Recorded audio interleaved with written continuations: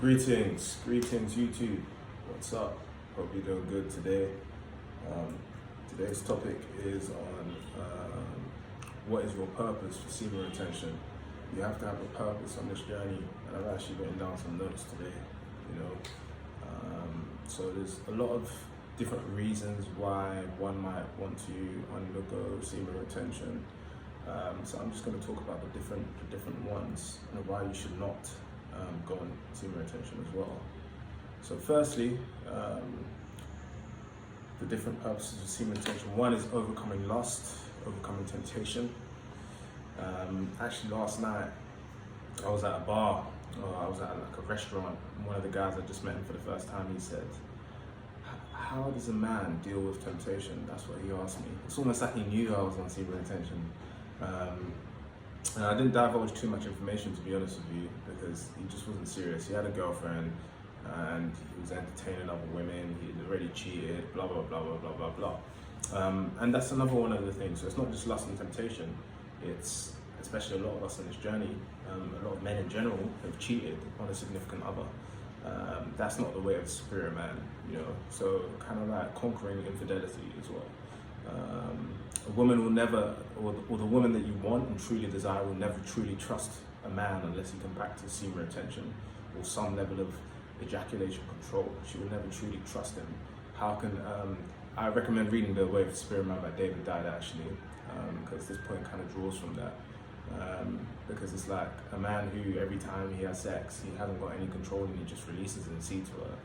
There's a subconscious part of her that's just like not gonna trust him a little bit. You need to have some kind of control. So when you're having sex with a woman, it should always be your conscious choice whether you're gonna ejaculate or not.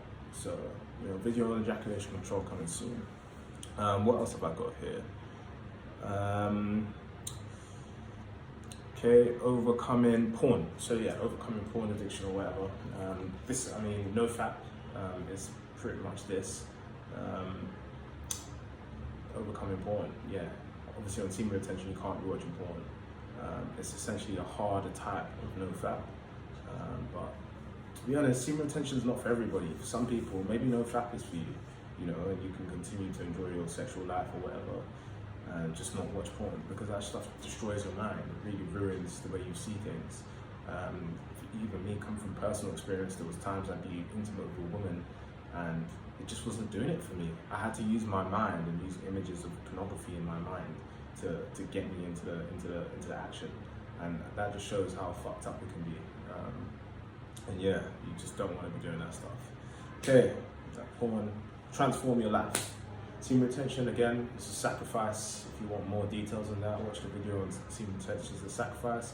And it's the greatest sacrifice in terms of transformation. If you really want to transform what you're doing, if you really want to reach your goals at an accelerated rate, it's a great thing to do. It's a great thing to sacrifice. And we've got break from women or break from dating. Maybe you just had a breakup, and you don't want to, after a breakup, as a man, the worst thing you could do is go running around in the streets. I've been there. Go running around in the streets and just sharing your energies with anyone, everyone. That's the worst. That destroys men and women. If you want to live that city boy, city girl lifestyle after a breakup, it's not the one. You don't want to do that. So one of the best things you can do is be like, you know what? Let me just go 6 months of semen retention. Let me do semen retention for 3 months. If it was a serious relationship and and maybe you're heartbroken after it or whatever it is, you shouldn't have something else lined up. You should just take time to develop yourself as a man and to grow and to glow up. So yeah, that's definitely one of the purposes.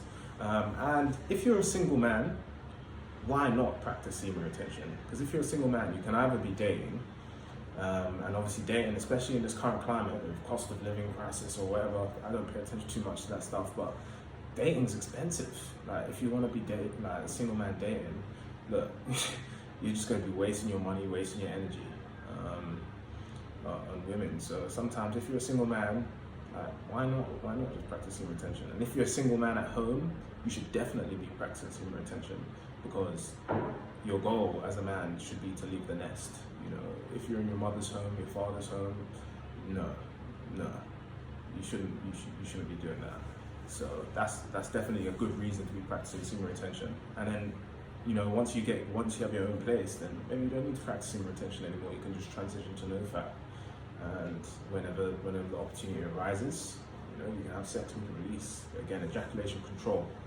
And I just wanted to briefly touch on when purposes that aren't really in alignment with this practice. You don't really want to practice semen retention. In my opinion, if you're a virgin and you've never had access to vagina, you've never really felt what that is. I don't want to tell guys to lose their virginities. I really don't. But I don't think you should go around saying I'm practicing semen retention. If you're holding yourself for a future partner, then so be it. But yeah, it's not really practice. That's just naturally practicing semen retention. And people, if you hate women or you can't get girls, semen retention is not a practice that you should be doing. You should be working on yourself. And if that includes semen retention, but like some guys think, oh, I'll practice semen retention, then I'll be able to get girls. No, that's not how it works. Guys, like, you should have been able to get girls before.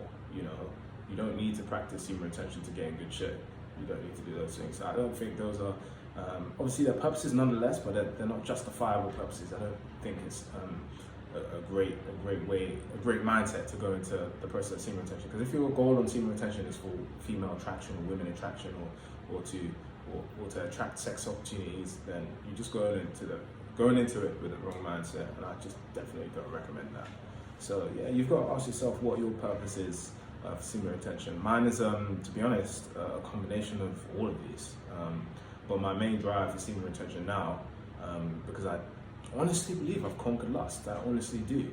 I've conquered lust and temptation, and I know getting into my next relationship, whenever that might be, I know that I'll be loyal. I'll be a loyal man.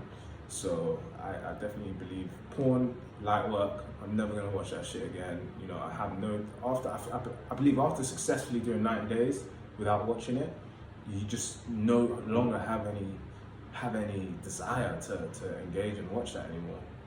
So yeah, for me, the main benefit is transforming yourself. You know, I always like to use the concept of the hyperbolic time chamber. You know, semen retention kind of puts you into that state of mind. You know, so, and like, again, I'm progressing very fast. I'm moving very hard. So yeah, that's semen retention in a nutshell. Those are the purposes. What's yours? Ask yourself.